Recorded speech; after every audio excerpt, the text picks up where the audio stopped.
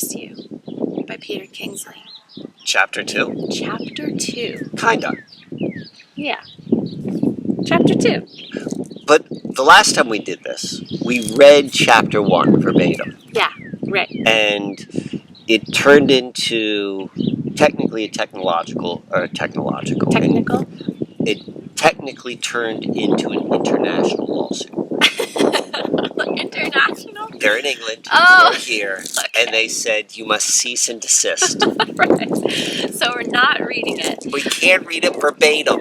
However, I feel like he gave us permission that we're allowed to discuss our opinion. Well, we can do that. So we can read parts of it. I was ready to be done with it. I was like, this ain't working out. I don't want to do it. Like, because I'm like water. You know what I mean by that? Yeah. What do I mean? We're flowing at the least resistance. I want to take the easiest path possible. And as soon as I bumped up against it, I'm like, all right, I'm not going to do this. But water also flows where it can shape the earth. But that's why we're doing this. So that's why we're doing this. And chapter 2 is called The Journey. Chapter 2 is called The Journey. But even more so, we read chapter 1. How long ago was that? Was that 2 months ago? Maybe. It was definitely during the winter. Mm-hmm. And a lot has changed since then. And our motivation for reading this has always been, at least for me, is not only is this a great book, like, hey, everybody should read this book, but even more so, like, this book is so, like, mystically, magically overlapping in my personal experience. Mm-hmm. You know, from this, like, Donzo sort of side, I wanted to share it. Yeah. And it's gotten even stronger. Yeah. It's gotten even stronger. And the timing of us doing this, so right. Today is, what, April 10th? That's what they do. Mm-hmm. That's what they call this. They call it April 10th. They call this April 10th. They call this day April 10th. Yeah, they all of them. Monday. We know that shortly, probably in about 8 weeks, we're going to start a new chapter. And it's got an embarrassed flavor to it. Oh, yeah. In the fact that, you know, we're going to be, at least for a period of time, like, jumping into the great mystery, the great flow, like literally a nomadic lifestyle. Mm-hmm. Like sands. You know what I mean by sands? Mm-hmm. Like not the I know what you not mean. the casino. Sands. Not the casino. Sans a roof. What's sans a roof? Without a roof. Oh, sans a roof, without a roof. Yes, we're going to be without a roof, without a home base. And this story feels even more pertinent to me. Yeah. And that has always been my motivator for all content creation, has been like whatever I feel inside. Which is all like upset a lot of people in my history. Is they're like, well, why don't you continue doing this or continue doing that? I'm like, if I'm not feeling it, I'm not going to do it. Uh-huh. And I was willing to walk away from this because I wasn't feeling it when the lawyer got in touch with me. But now that all this is happening, you know, it makes sense. So what are we going to do? We're not going to read chapter 2. You're going to pull out some very interesting quotes from there, and we're going to wax poetically. And we just got finished with, on other platforms, Adventures in the Shift. Like, we just had a journey. Right. A journey that opened us up to the inspiration and desire, and then when we got home, confirmation that, like, journey's on. Journey's on. Time to, like, put your avarice spirit into motion. So, and I also want to say this. Avarice is not about a journey. It's about a journey to bring it down, to purify the land in order for something new to come. To bring it down. Burn it down? I don't want to say burn it down, because when I say that, you're always like, why don't you just... Well, I now imagine, like, the way that they handle... Because in chapter 2 it talks about he comes in and heals epidemics and diseases. Yes. And I'm thinking about how they used to use fire as a great purifier. Fire is the greatest purifier. But we're going to talk about... Well, let's just start. Just go right in. We're going to go right in. Okay. So, the very beginning of the chapter, that's it, to chase away diseases and epidemics, and by taking control of the winds. Give the context. Avarice. Oh, avarice, okay. Right, so avarice went around from place to place, and he became the famous master of incantations with the help of his arrow to chase away diseases and epidemics. And I wrote in the book, my notes, it says by taking command of all the winds. But then when I read the next line, I thought this is talking about also by taking command of your mind. Because it goes on to say, while left unchecked, we're devastating the people and their land. And, you know, our work, your work really specifically deals a lot with consciousness. And later, a couple pages later, we'll get to this, you know, the author says it pretty explicitly, like, you know, life is much more than just making a bit of money and making a mess of the earth. And that's what terrifies people. And it's our minds left unchecked. And when you leave your mind unchecked, it's the easiest dimension of the being. It's the easiest to control. Okay. Right? And so you talk about mind control on so much of your material on so many levels, whether it's MK Ultra mind control or it's just like the news mind, you know, all the things. Do you want to list any other mind control things? It's the entire culture begins with mind control. It begins with shaping everyone's perspective of reality from the same angle, so that then, because reality is foundationally, our experiential reality is foundationally in our interpretations of what's going on. And so, that's all mind control. Right, and so when left unchecked, we just kind of, our default is to like rely on our programming, our conditioning. So go back to that line with the winds in the mind. So chasing away sickness and controlling the weather by taking command of all the winds. And that's what's describing what Abris, who was the Mongolian shaman, walking the land in a circle, in a trance, purifying the land, and by purifying what they're defining is taking away all of the sickness by controlling the winds and the weather. And so you're adding into it like, well, winds is actually like it's mind. Like, it's also a reference, like elementally. Winds and air would reference the which mind. is Greek. Like that's where like the Greek element of air, like it all ties in. And left unchecked, the winds and the weather, all of this left unchecked, the mind left unchecked, were what? They were devastating the people and their land. And it's just it's just an obvious, clear reflection to me of like, I mean, I don't subscribe to a lot of the like what humans are doing to the earth and like, oh, poor earth. Like, I think she's totally capable of dealing with our presence. But there is an element of like, well, are we just devastating, or are we participating in any co-creation? Like, where is the balance? Right. Do you want to say anything more about that? Yeah, well, I want to go back to the disease and the epidemics. Because, like, looking at this book, and it's easy to think about like disease and epidemic from a physical level, but I think that they're talking about a disease of the mind. What has been called Watiko on an indigenous perspective, like that's the sickness of the mind. But in this dream walk which we're doing, and the timeliness, I'm not saying this book was written about us. I'm saying that when you understand how reality works, there's magic in fiction. And whatever books that come to you magically, like, yes, they're written for everyone, but you're going to find your personal mission. The sickness they're talking about, and there's like COVID. COVID's a mind disease. It ain't a real disease. Like, so anyway, so like the timeliness of this, of like, okay, this is like to me, what we're stepping into, what we're demonstrating, what we're talking about in Adventures of the Shift, this Aberrus type of archetype of experience at this time of moving about, of collapsing false timelines. False timelines are mind disease. Right? False identities are mind disease. They're all mind disease. They're all diseases. Attachment to anything outside of yourself is going to result in disease. Because you literally only have so much energy available for this form and vessel. And so if anything you attach to outside of here that's not feedback looping energy to you is just sucking energy off of you. Sucking it out. Succulent? We also talked about that. Succulent and succubuses. Succubus. Okay. So, All right, so let's keep going. So the next page, the seriousness of Aberyst's ecstasy or trance in his travels. This holding his God inside of him. This is the one crucial factor that allowed Aberys to be such a traveler, such a. They say somewhere. Can you read the line? Do you know what? Well, I'm trying not to read verbatim. I think we could read sections. We just can't read the whole book. Aberys was not the kind of person who just wandered here or there. He walked around the land in a circle. And over here on this page... Yeah, read this page too.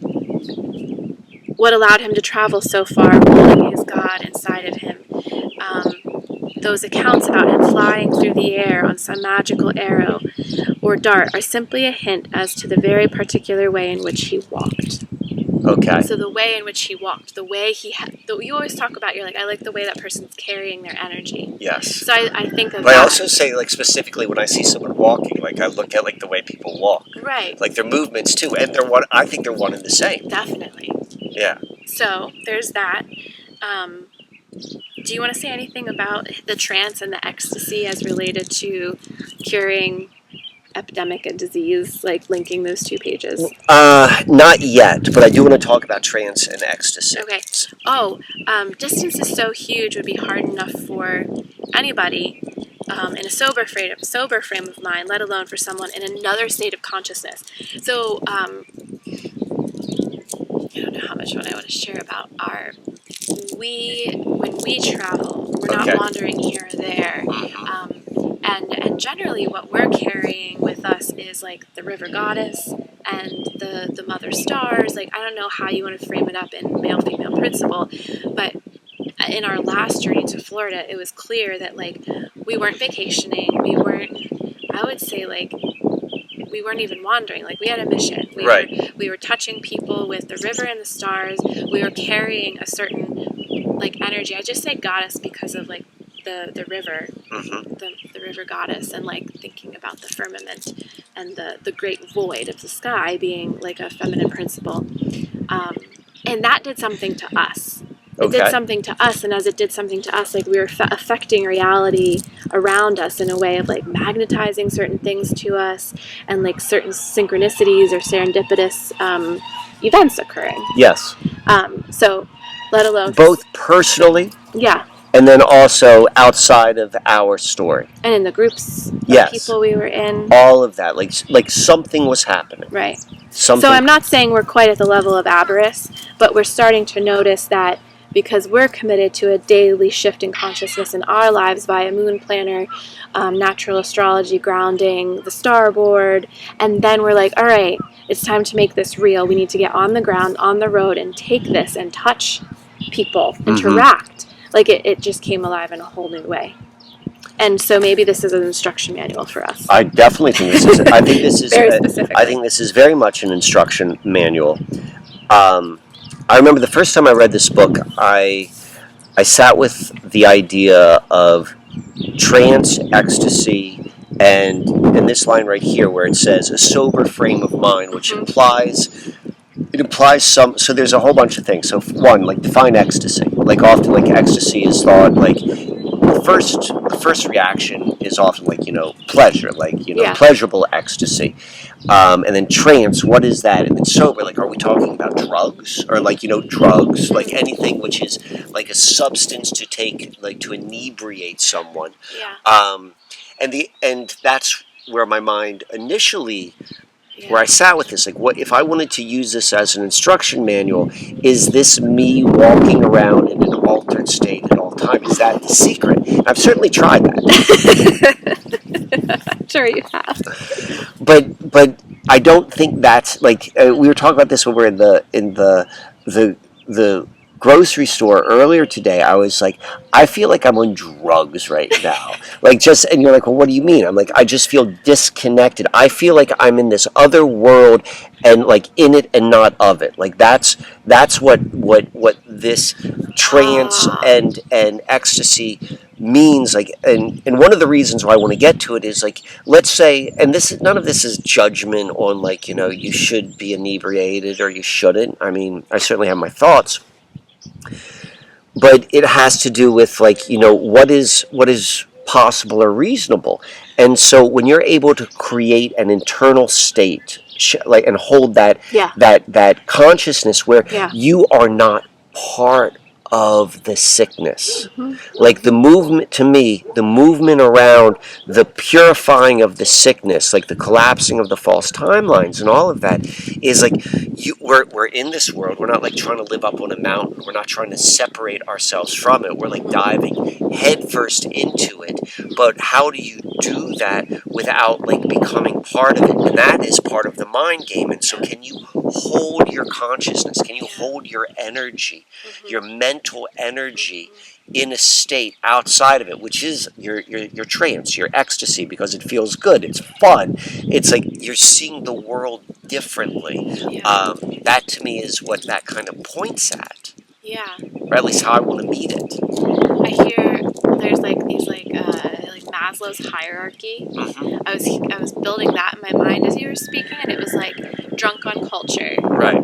And then you sober up. Okay. But you're still in culture, you're just sober. Right. You're kind of like. Right. And then you're in. Look at Will. She's drunk on. She's like in the wind. She's in. Wow. Oh my God, she's in a wind trance state. Yeah, she is. Our cat. Shared cat. Drunk on culture. Okay. And then sober. All right. Sober frame of mind. So you're still in culture, of culture, but you're sober. Right. And then you step into an altered frame of mind. What you and I talked about in my podcast with the nodal points and references of if you can have a liquid fluid state of perspective, your consciousness will expand like infinitely. Yeah. Because you can place your energy anywhere, and then so in any other state of consciousness would be like a crack. I mean, the Maslow's hierarchy doesn't work because it's a pyramid. I'm more seeing this as like you're confined. Okay. You're drunk in culture, drunk by culture, and then you kind of open up a little bit, and you're like sober. Okay. And then once you're sober, it's like you get drunk again, like an altered state of consciousness. A lot of people automatically go to like mushrooms or ecstasy or like something that's going to induce it. Right. Which in a way is another form of drunkenness. Right. But it's actually going, instead of being contracted, it's inviting an expansion. And then you're saying like, now if you can hold that, if you can integrate that way of carrying your energy without having it induced upon or in you, that would be the shamanic magic of Abaris and any of the Mongol shamans. Okay. Is to hold these steps of self and these steps of energy kind of like manipulation. Right. And really so in a couple of pages it talks about the Mongols, for Mongols and Tibetans, the key lay in discipline. And so all of these kind of stepping out of the drunkenness of culture and then sober and then altered states of consciousness all require discipline. Okay. Like the integration. Anyways, I'm a little bit far off on do you want to say anything more about a sober frame of mind? The sober frame of mind. The geese are coming. The geese are. Oh, now they're getting aggressive. The geese want to. They're quiet though. Okay, maybe they're just sniffing your stuff. They're just. Oh, they're sniffing my. They're biting on the bag. They just. There we go. For those who are just listening, we're having a dynamic exchange with the geese on our property. They're lowering their necks and heads, and they're biting Michael's Susquehanna Alchemy bag. But usually they would be... There we go. Usually they're yakking their heads off.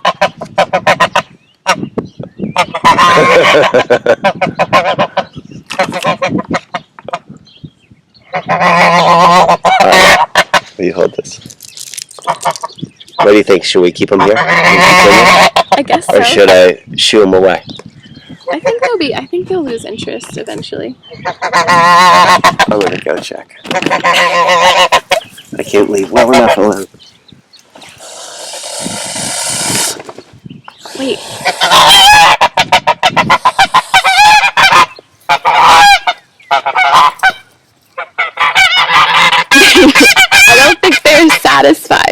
Should I chase them? I think they want your show.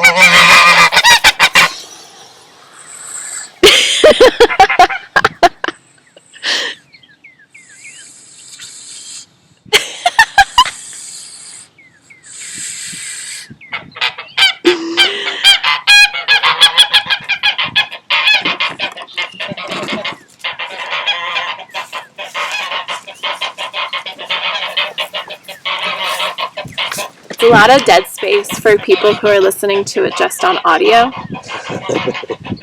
But Maybe we could cut that out for the audio folks. All right, we're back. Where even were we?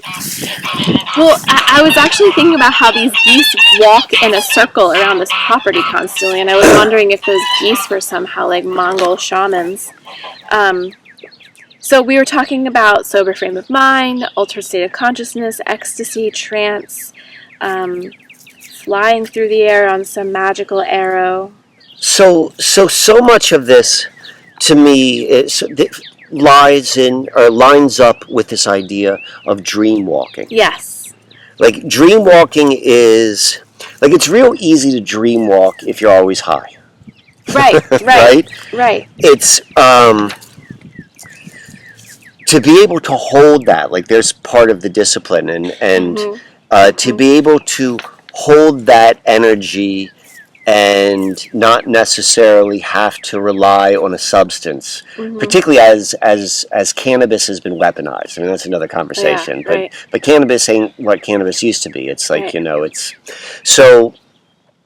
so I think that's part of like what we're looking at is this ability to hold an altered state of consciousness, which is really like it's the discipline of the mind of being able to see reality and your exchange and your interactions and exchanges with life from a different perspective. I'm framing it with dream walking, but to be able to interact on the day-to-day in the culture, but you're not of it because your mind space is different, and that affects people for the most part are very pleasantly they respond to it. Like I don't tell people the way I necessarily see things, but it certainly like softens the exchange. Every exchange I know I have with a regular person is like a bit of a fun game for me.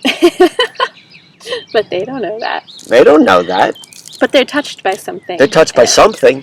We don't know if you're at the level of purifying them just from the maybe. I don't know. That's not for me to decide. That's true. So you have a note in here: magical device to overcome obstacles. Oh, that's the arrow. That's the arrow. That's the whole thing of the arrow. Yeah. Okay, so why don't we we'll work up to that.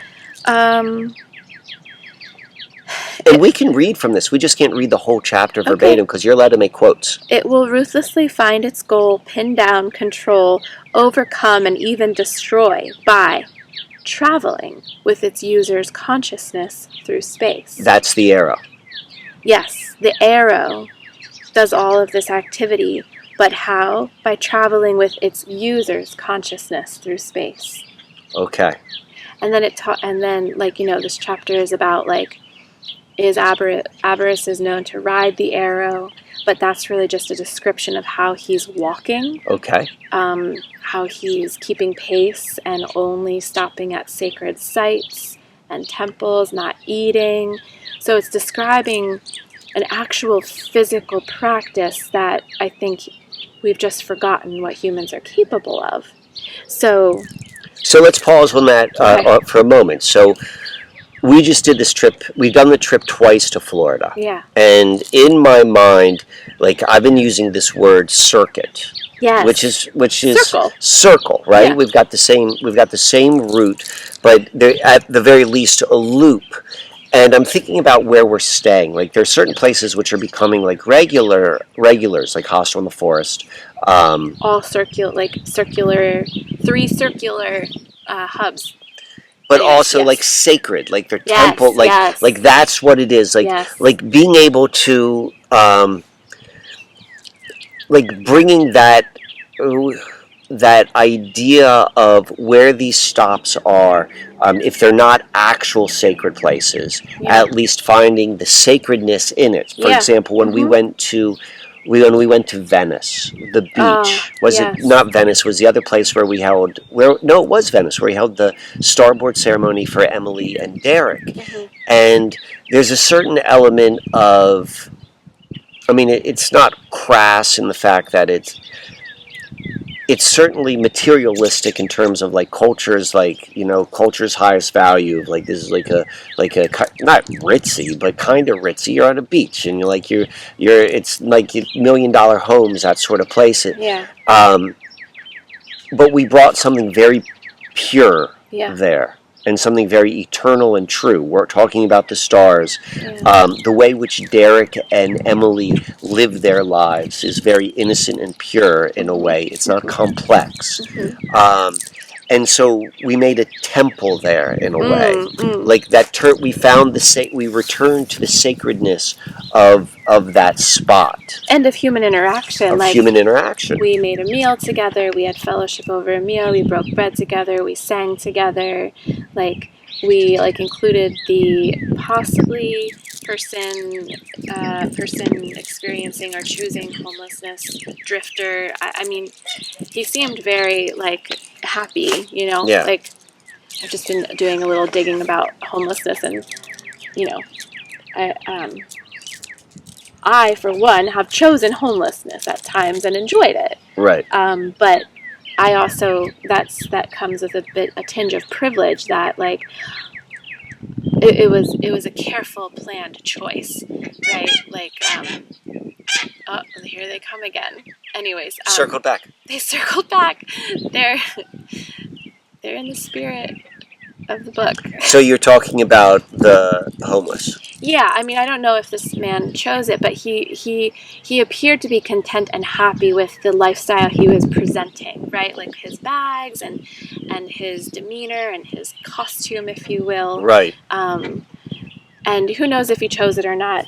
What matters is that he seemed content and happy, and we were able to have interactions with him that were very simple, and there was no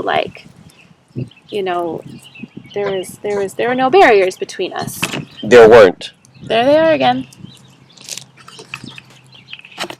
Ooh, they have fresh droplets of water on them from the pond. Usually they're almost deafening with their honking. Ooh, are they trying to come? Don't you dare come over here. Yeah, you just keep walking. This is the most silent I've ever seen them. So if they're looking at us from the side, that means they feel safe. If they're, that's what Jerry said, if they're looking at us from the side of their eyes, they're just walking on by, checking us out. Yeah. All right. Making sure we're all good. So last we left off, we were talking about how in our own travels, if we don't stop at sacred sites or temples, what we've done is, in essence, bring a respect of temple or sacredness to the space that we're in by a song, starboard ceremony, interacting with people in a non-judgmental way, not being holding the trance. Holding the trance, right. Holding the trance even in interactions with other people who are totally drunk on culture. Yeah. Or drunk on other decision processes that we won't try to name or describe. Right. Well, I mean, the Kid Rock experience. I mean, that's not included in this video, but we talked about that being on the beach in Venice. Yeah. And being able to meet that with this Abras sort of perspective. All right. And so we didn't quite get to, especially when the aim is to heal and purify by fighting with the spirits of sickness and striking them down. Where are you reading that from? Highlighted. Oh, right there. For a shaman to become a shaman, it means learning how to ride these metal arrows in the air, especially when the aim is. So especially when the aim is the riding of these arrows. And I think that's the reason why this whole thing that the reason why we're doing this is because of the arrow, right? The arrow which I made 10 years ago, having absolutely no idea what I was making, but upon reading this book, knowing that it tied in. And then where at least this conversation today in this recording is how do we use this book as maybe not even so much a reflection as much as an instruction book, handbook, a handbook. It's yeah. a handbook guidebook. And so looking at these things, looking at what it says metaphorically. So we didn't touch on this, but they talk about this arrow being the furba made of gold, and it's a 3. It's a 3. The arrow has 3 points. yes. Right? Instead of just like 1, 2, it has a 3rd, and it goes the whole length of the arrow. Yes. And the Buddhists took that on as an ancient kind of power object, but it's really traced as far back as the ancient Mongol and Tibetans. So I'm just wondering if there's something to 3. All right. There's like the Christian, like Father, Son, Holy Spirit, and that's even like a metaphor for, like speaking of like the Father within, the Son within, and like the spirit of your being, not necessarily being an externalized Father, Son, Holy Spirit, but an internalized like family systems concept. Okay. And what that means to be like holding my God inside of me, or holding my family inside of me. I was connecting this to what you were just saying about this being a guidebook and a handbook to how we hold our energy. Okay. But continue, because the real point has escaped me. I was just going through this about the aim is to heal and purify by fighting with the spirits of sickness and striking them down. We talked a little bit before about like maybe what sickness means, but then you wrote Oh yeah. you wrote like another way of looking at that. Well, so I was just thinking, just give me a moment here.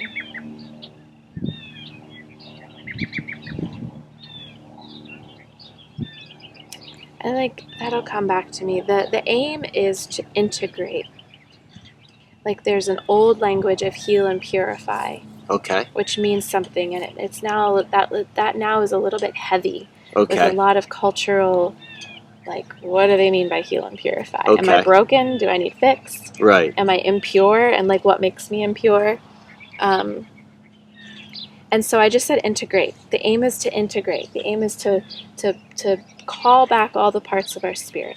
Or the aim is to hold our energy, all of our energy that is ours. That's like, this is my responsibility to hold this, and vice versa. So the aim is to integrate by loving with the spirits of separation.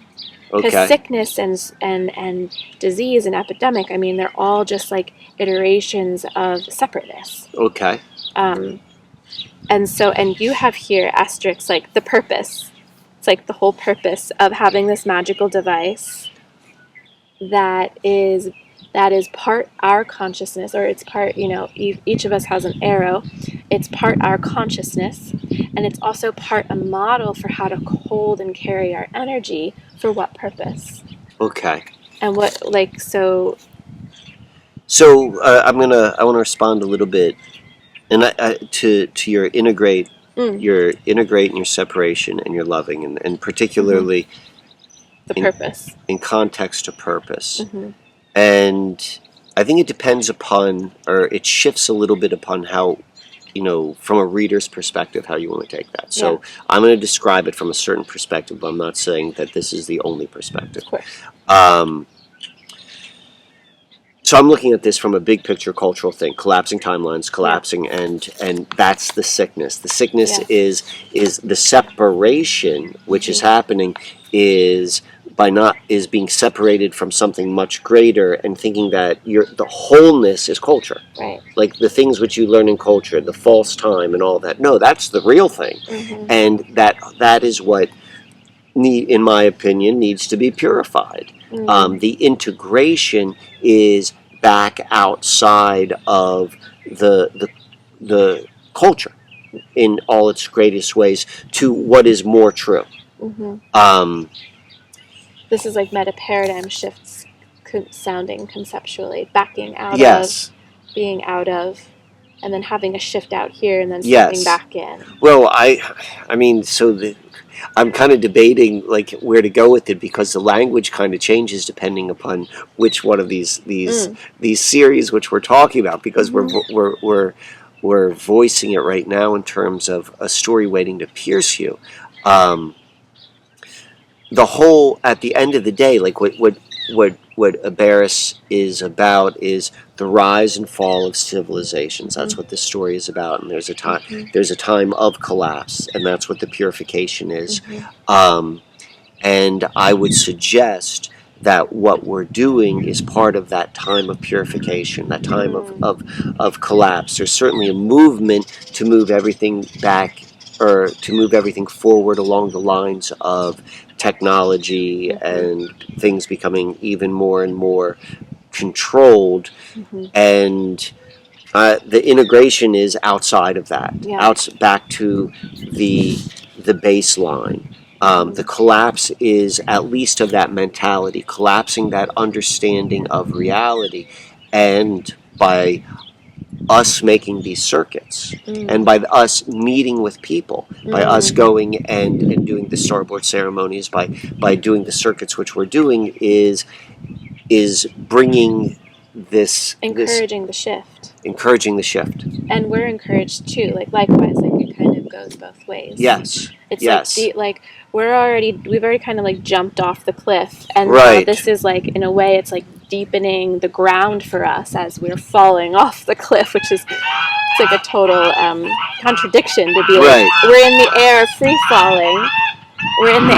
falling, and we're also having like a depth of rich earthy experience by way of human contact, and all along the way we're just kind of, like the water, we're just like flowing with, where we meet resistance, we just continue to flow. And like the next section is about overcomer of obstacles. Yes. Okay, go into there. So the most famous shamans are the ones who allow themselves, with the help of incantations, to be carried by their furbas. They're three-pronged, long. The furba is the three-pronged blade that goes the whole length, usually made of gold. Be carried by their furbas through the air, so they can chase away diseases and epidemics and plagues and change the weather by taking control of those spirits behind the winds, which would otherwise continue devastating people and the land. Okay, now, like, whew. All right, so looking at this as metaphorical, looking at this as those spirits behind the winds, which would otherwise continue devastating the people, which he didn't use sickness, but the cause of the sickness, because that's why these people are being devastated. So by bringing an awareness, a demonstration of like it's easy to say the shit's all fake, and it's easy to say that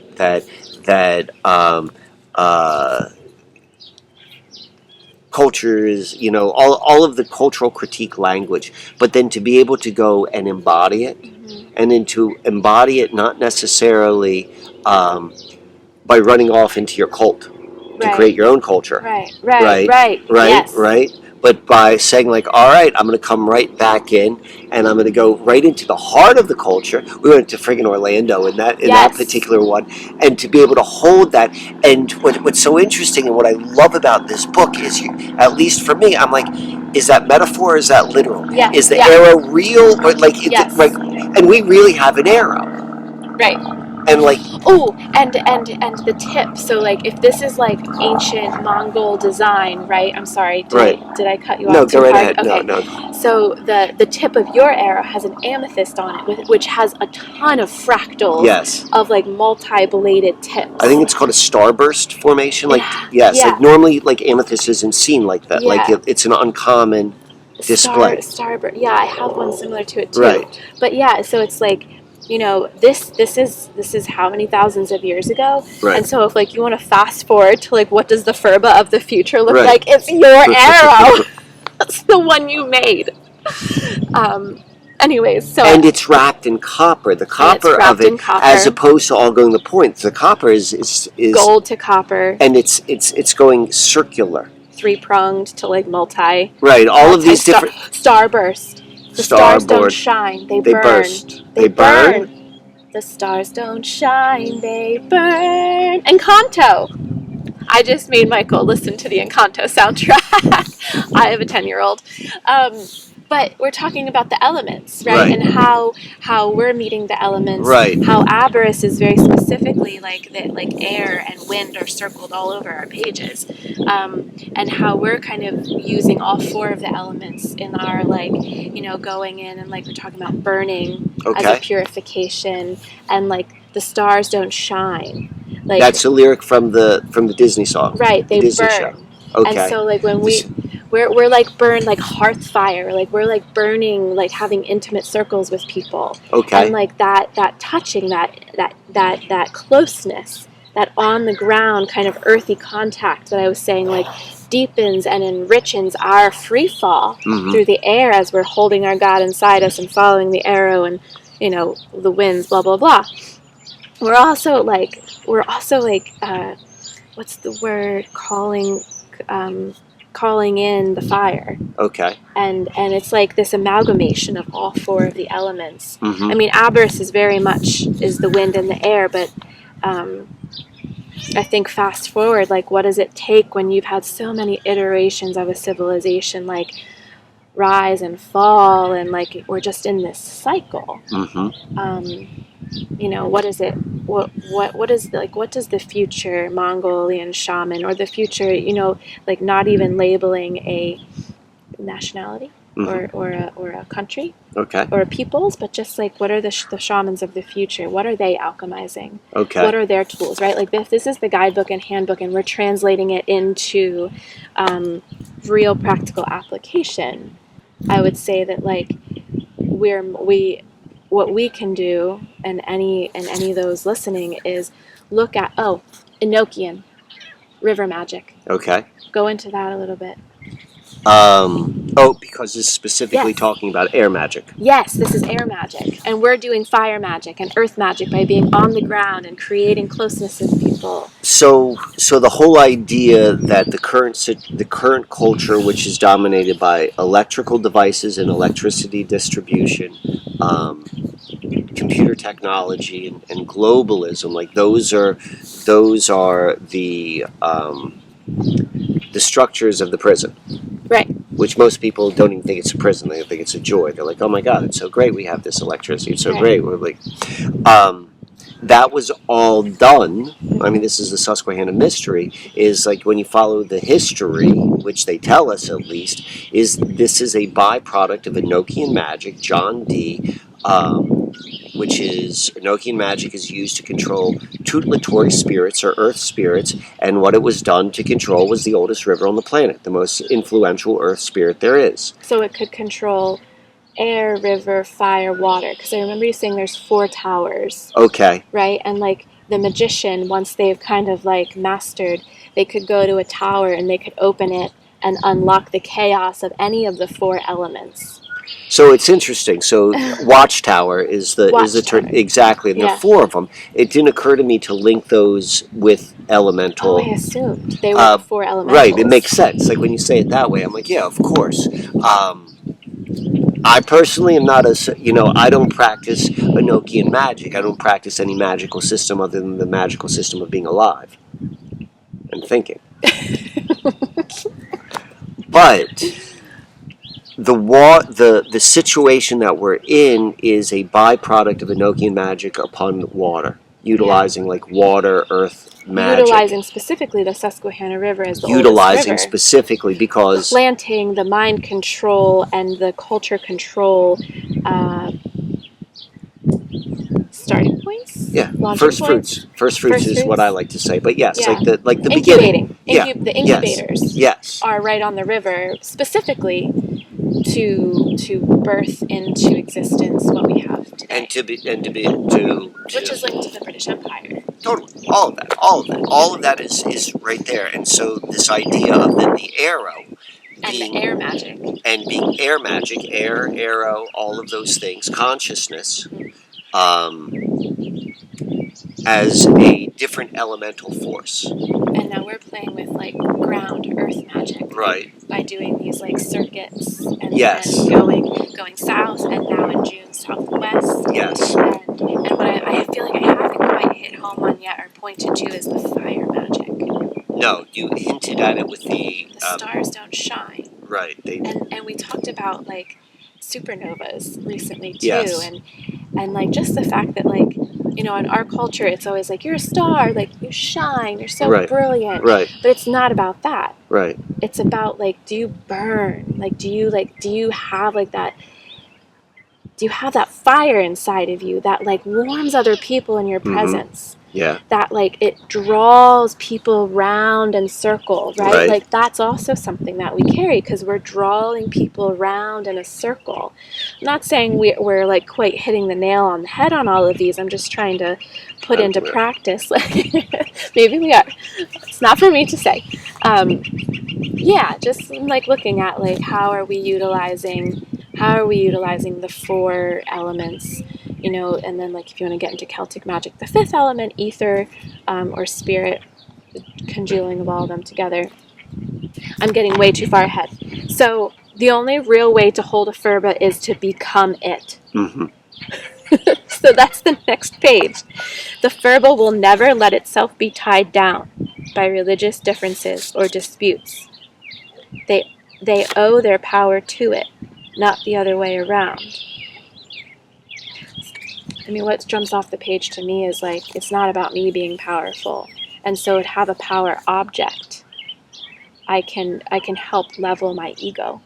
Okay. But what you must have So had a when it was reaction. saying they owe their power to it was saying that the furba will not be tied down between differences between the Buddhists and the shamans, and saying the Buddhists and the shamans owe their power to the furba. Right. To the art. Is it that when I mentioned a little while ago about what this book is so challenging for me in the best ways is like how literal do I take this literally? Do I take this metaphorically? Because I like to take things which everyone takes metaphorically, literally, and then what people take literally, I'm like, no, that's a metaphor. That's just how I go through life. So a statement like that is so interesting because we've got a real arrow. Yeah.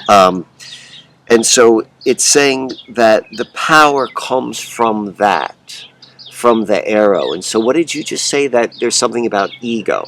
What did you say that it helps to level the ego? Like this is not about me, this is not about my value system, it's about this art that I've crafted. And that it's also available for those to come. Okay. Not that I should just like carelessly but to hold this object, pass it down, be careful. Right. And it's almost like a little bit of a mystery secret because it's not just for everyone. Right. But it's also not about me. Right. Oh yeah. So I think you mentioned this a little bit earlier when we talked about identification and like, you know, identifying with anything outside of oneself. Yeah. And I would say like ego is also another type of identification. You're identifying with like, let's say, power. You're identifying with. So to me, what that speaks to, what that statement speaks to, is more so being carried by the arrow. Right. Like the carrier of the arrow becomes it because now you're part of like whatever shot that arrow, whatever the force is that's behind it. Like that's what's driving you. Which is your consciousness. Which is consciousness. Which is, they said a few. Right, which is what controls it. But then the question is like, well, what controls consciousness? But we won't get there. But the idea that now you're in the flow, you're no longer even you. Yes. That's like when you're like when you were saying about like the ego balancing. Like that's what made sense to me. Is like, okay, this isn't about like the Mike and Christy show. This is like we've stepped into something. Like using you and I as the example in this, and what we've stepped into is like we're going around and we're like introducing these ideas and we're demonstrating something to other people, and now it's bigger than you and me. And we're flying straight through this world into another reality, because that's the next line. That's the next line, and like something else is happening, and so it's like now it's the arrow. It's like now that this arrow that's shooting through this thing that we're holding, this current, Yes. the whatever, like Yes, like now it's like that's where the power is. It's like you and the current are one, right, and that's how that section the ends. discipline, the all of those things are teaching the ability to link up with that current. Yes. With that arrow, and that arrow is yes. This ritualistic arrow is not just the essential instrument for healing and for prophecy. And then we did this already. So becoming one. Okay. It's time to bring all this talk about flying down to the earth.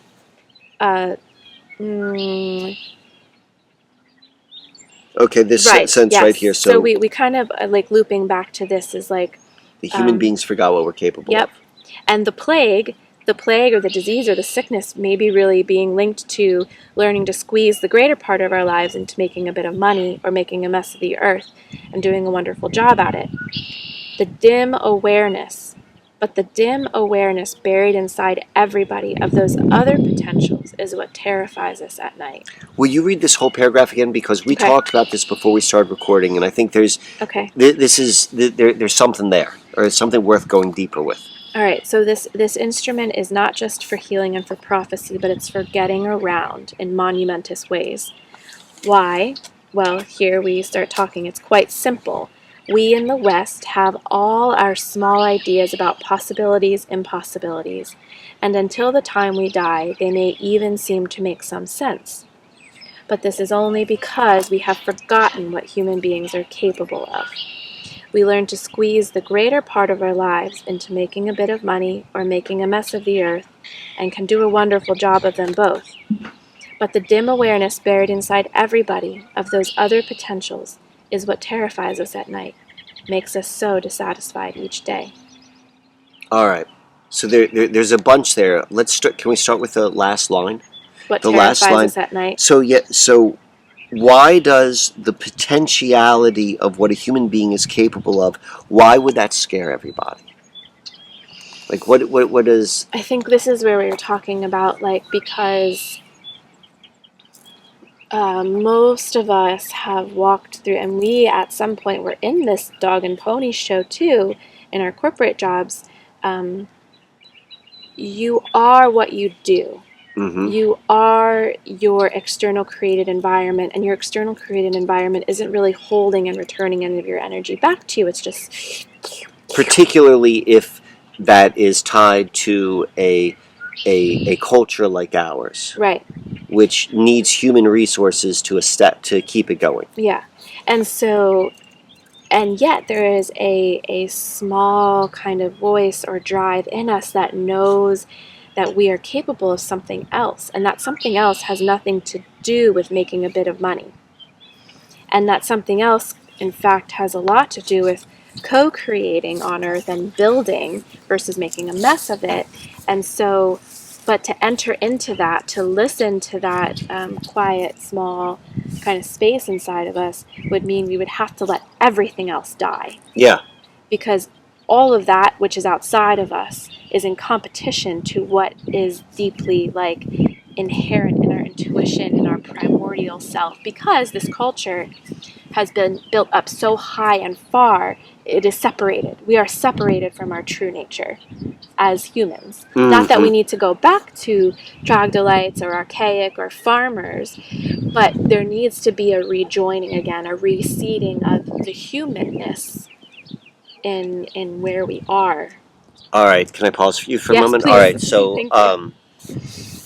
so this paragraph describes collapsing false timelines. Yes. False identities more than anything. Mm-hmm. And it's also talking about the inherent resistance to wanting to do so. Yes. And to me, I think it's very important whenever talking to someone about like collapsing false timelines, false identities, like you got to be really, really sensitive because there's a reason we hold on to them. Mm-hmm. And this gets really deep, and I don't want to go so deep in terms of the building up of consciousness, but the fear which is being referred to in that paragraph, to me, seems to be and what you're talking about as well is the fear, like, well, this is a mystery, and I've answered this mystery because this is what it's all about. And if you're telling me if it's not about this, then I don't know. I don't have any ground to stand upon. Right. And this idea of what we're capable of, like, I don't even know what that sentence means. Is that like talking about like superhuman abilities? Like, we're eternal. Oh, it's talking about the point would be to become quite still. That was because the creators of these methods understood how the starting point of utter stillness leads to the mastery of unbelievable speed. Oh, wow. Okay. So it's talking about travel and how right. we've become one with the arrow. And yes. It's not just about healing and prophecy. It's about this ability to travel, holding your God inside of you with an incredible speed. And how? It starts getting into the how now. Repeated incantations, controlling the element of air until the body becomes almost weightless. Utter stillness leads to the mastery of unbelievable speed. All right, so this is talking about this seeming paradox of being able to travel very far, very fast by being very still. You're like, well, how am I going? If I'm moving really fast, well, then I'm not. What's moving if I'm still? Right. So on a certain level, that's paradoxical. Yes. On a certain level, that's metaphorical of collapsing false timelines, yes. because your understanding of time is based upon something that is not real. Your understanding of what and who, like this whole thing of what terrifies us at night, of what we're capable of doing, is coming from this what the human being is capable of is because our understanding of specific self and just general self of human beings is all defined by the same sickness, the same plague, which is culture, which is having us think that we're something other than what we actually are. Yeah. Okay.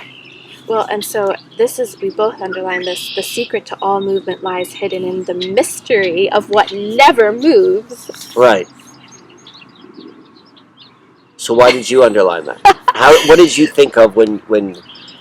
Probably, so the stillness inside. Right. The place that you can tap into where you're everything and nothing, like a trance state. Right. We were just at Ringing Rocks in Pottstown, and we were like doing like ringing, like clearings on each other, and I was like, oh, I could really go into a trance state by like with this ringing. Right. Meaning I could go into this place where like nothing is moving, but when nothing is moving, a lot is happening. Right. Like on other maybe quantum levels. Right. And that is maybe like part of the art and the magic and the skill of ecstasy and trance and walking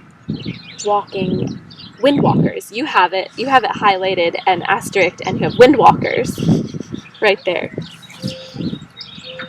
When I read that line, at least one thing that resonated was the idea of holism. But from like experiencing holism from the greatest level, like what's the thing that never moves? That everything is the one thing, and from that level, like it never changes. It's only from the smaller level that things change, that there's movement. So that's pointing to that statement is like getting in touch with the totality of everything. Yeah. Where there is no time, right. where it's eternal. And then, as long as they were walking, they had to stay in an unbroken trance, holding their God inside them. We just kind of said that. Yes. This strange world of separation and distance while living in another. So nothing could be allowed to interfere with the concentration of these walkers through the sky or break their extraordinary awareness as they moved across our world. This strange world of separation, which it didn't say, but I wrote in. Right. This strange world of separation and distance while living in another. because to go from here to China would be an incredible feat. Like, you'd have to get on a plane and expend all this energy and fuel and etc. And so this strange world of distance, because for the shaman or for anyone who can travel outside of their body, that's another reality. Like, there is no, like, from here to China mentality. Right. I want to jump forward just for the sake of time and getting this in. This training, the 500 years. Yes. For the Tibetans, it was 3 years, and some months and some days. Then the real training would begin. And then the real training would begin. And walking this way was an important convenience for people needing to reach a teacher, lead a ritual, take part in sacred ceremonies at a distance. Walking this way, all the ways that we just described, in stillness, in holding your God inside of you, one with the arrow. Walking this way was an important... In ecstasy. Walking in ecstasy. And holding the trance. Is an important convenience for people needing to reach a teacher, lead a ritual, take part in sacred ceremonies at a distance. To be antennas, I wrote, to break through time and space. And so, naturally, there was an immense amount of training. And by the end of this process, the person had become nameless. The totality of all.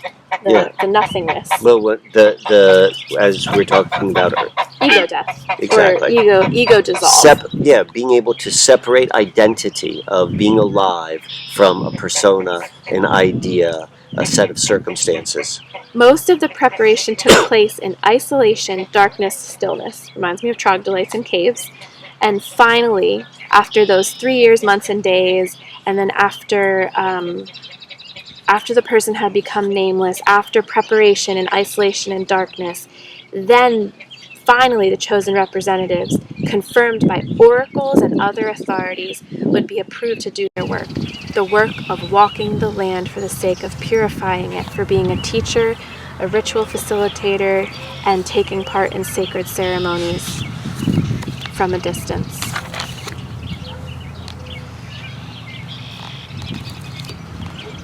Page 28 at the top talks about purifiers offering protection to every place they come to. What is this? What do we have in this section right here?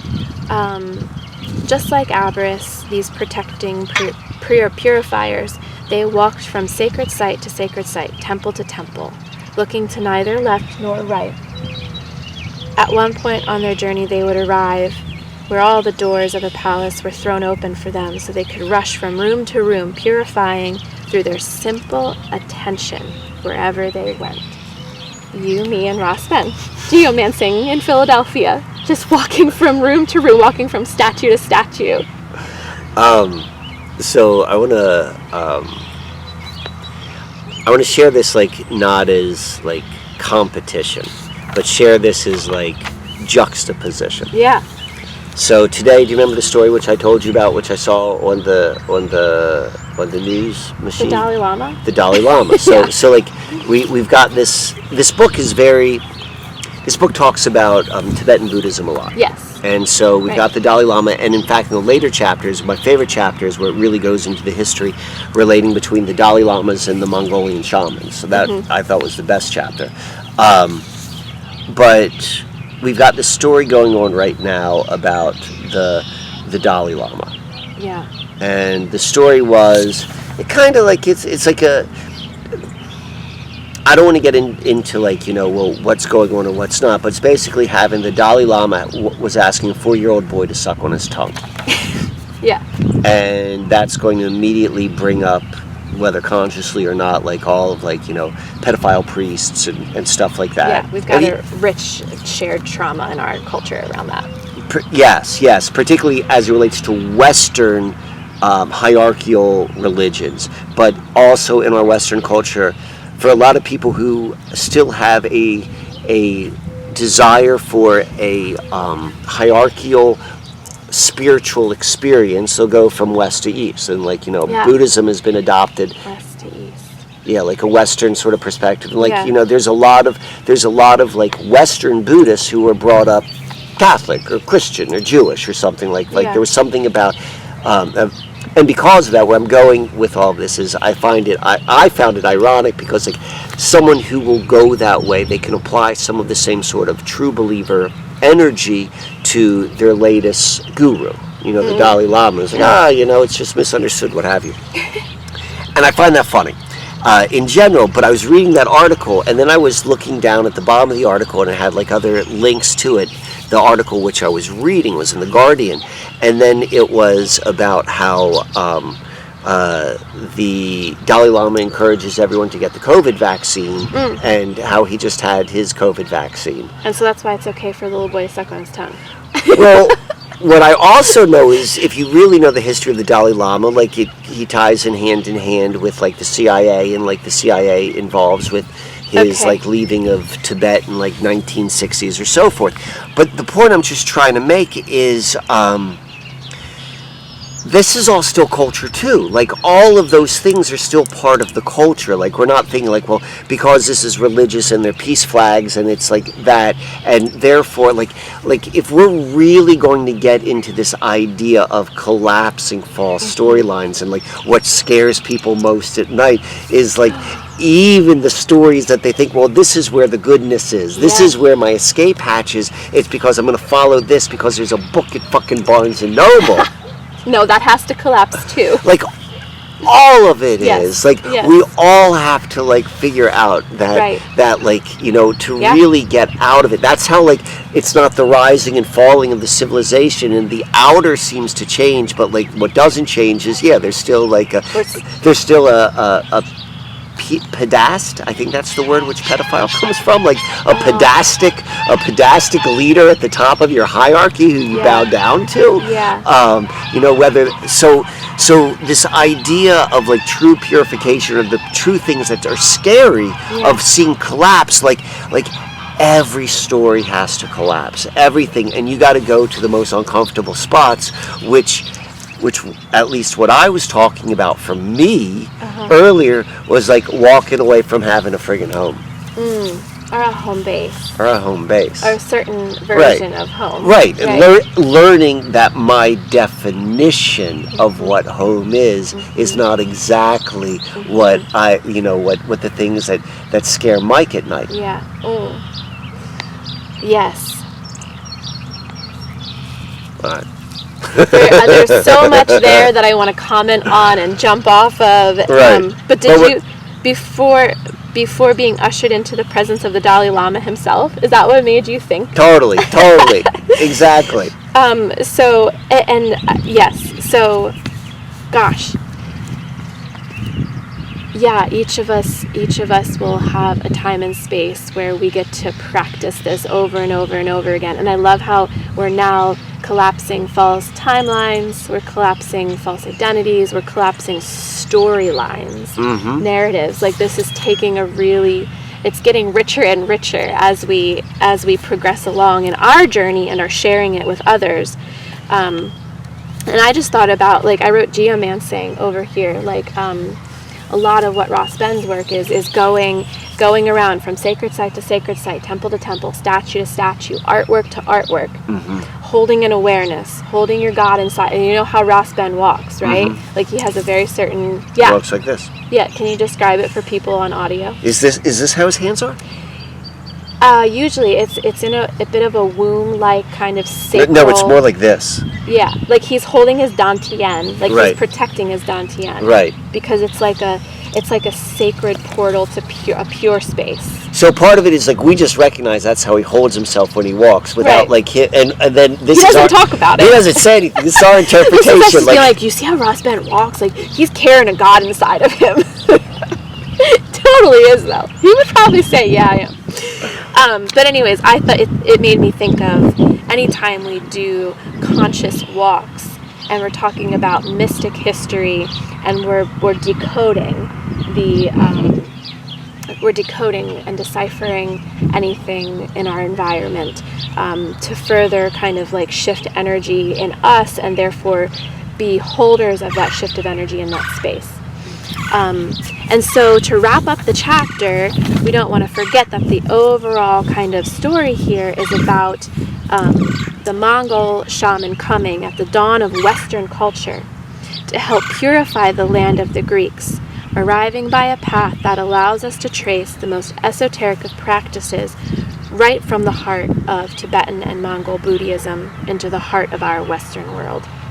Like a full, I think that the author says it, a thread, like an almost, a thread of one-pointedness, a thread so fine it has nearly gone unseen. And so to me that speaks of how all of this rise and fall, collapse and co-create, rebuild, like it's all woven together. It all has one, like the arrow, it started at point A, and it went straight through to point B. Okay. And we're still living in the seeding of that. I mean, I think I'm giving away like my experience of the end of the book.